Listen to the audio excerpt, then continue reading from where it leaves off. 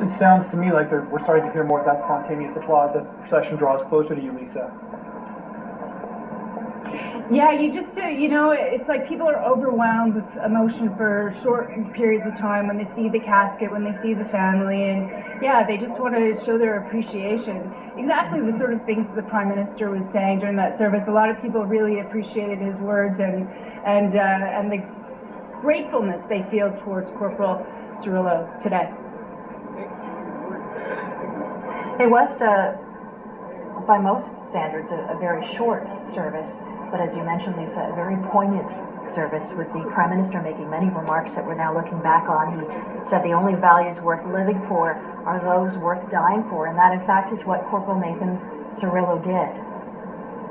Just 24 years old. That's right.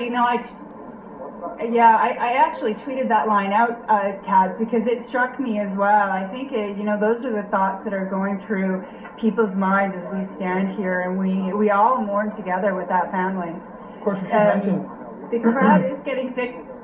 Sorry, go ahead. No, I was just going to say, Lisa, that of course military units and uniformed service members are being asked to sort of form up on the south side of York Boulevard to pay the final respects as the procession passes by. So I think we should just let people know that this is what's happening at this point right now. Again, we know that procession of approximately 4,500 military and other service personnel were there. So this is what's happening right now along York Boulevard as we wait for the procession to pass by, and again, like you said, pass by underneath that brilliant Canadian flag put up by the firefighters earlier this morning.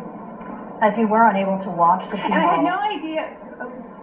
Pardon me, Lisa, if you were unable to watch the funeral coverage, we want to let our viewers know if you were unable to attend at First Ontario Place, the funeral will be uploaded to our webpage later this afternoon for the rest of Hamiltonians and Canadians to watch as we mourn the loss of Corporal Cirillo.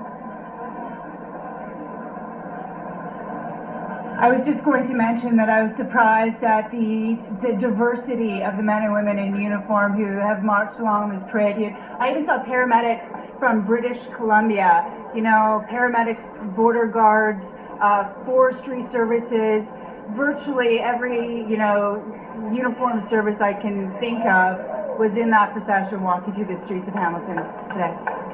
And just as we watch the procession at this point, I want to let you know that, again, the family is headed to the Woodland Cemetery for a private burial and interment for Nathan Cirillo.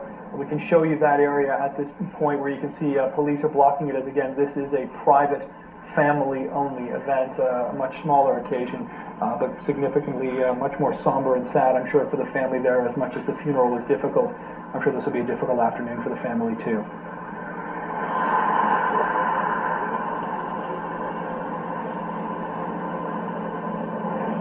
Maybe we can bring in Lieutenant Colonel Dinsmore, pardon me, because there were several references to the Argylls. In particular, it was Regimental Chaplain Rob Feed who said, "You gave your life to host a sacred and hallowed ground, and you made it more hallow by his sacrifice." He also said, "Your duty is such a tragedy, but yet it is not in vain because of you, every Argyll stands taller and prouder."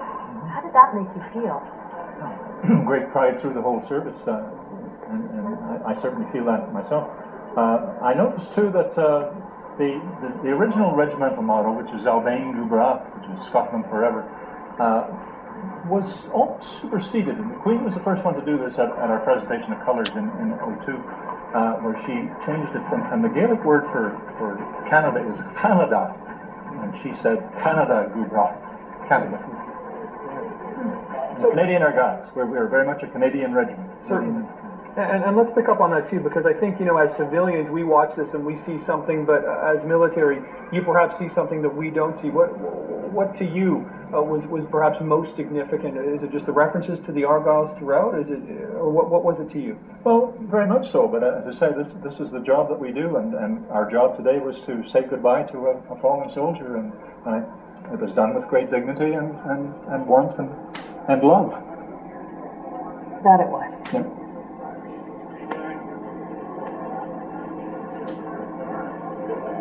Isn't that a poignant shot?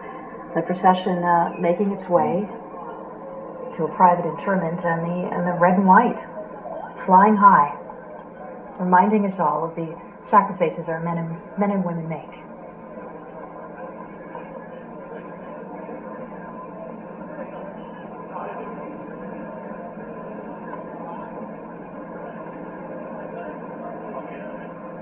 Nicole Martin has been watching the procession. She joins us now live to shed a little more light on what members of the public feel about today's ceremony. Good afternoon, Taz. We're just out front of the church here where the funeral service has concluded, and as you can see before, the procession has made its way to a private burial. But joining me now is MP David Sweet. David, you were inside the funeral service. Can you tell me what it was like in there? Well, it was very emotional. There's some joyous emotions just hearing about the kind of man that Nathan Cirillo was, both from a family friend as well as the commander of his regiment. And of course sadness that he had to die in that way, and the Prime Minister as well as the Reverend alluded to the fact that, being killed at the Tomb of the Unknown Soldier just makes it all the more hurtful. Mr. Sweet, why did you decide to come to the funeral today?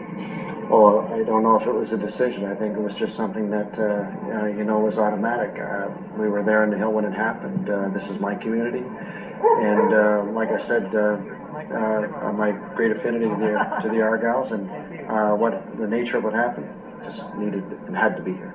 And so you were there in Ottawa on Wednesday last week. Can you describe what it was like for you at Parliament Hill?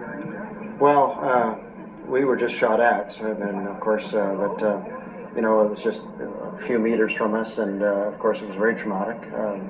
The toughest part was the first hour, not knowing whether it was friendly fire or not, but we survived it, and the security did an extraordinary job. We're very grateful to them, and I was very grateful the Prime Minister made the decision that we'd sit right next day to make sure that all those who would try to bring evil upon Canadians understand that we're not going to even give them an inch, and we'll continue to fight for freedom, democracy, human rights, and the rule of law. Thank you very much, Mr. Sweet. Thank you. Thank you for your time. So again, the funeral service has concluded. You can see behind me, it's pretty quiet now, but just moments ago, 700 or 800 people inside the church made their way out. And further down James Street, you can see that people are just starting to leave the sidewalks. Many thousands stayed for the funeral service to wait and see the casket of Corporal Nathan Cirillo leave the church and head on its way to a private burial with the family and very close friends. I'll send it back to you, Taz. Actually, can we hold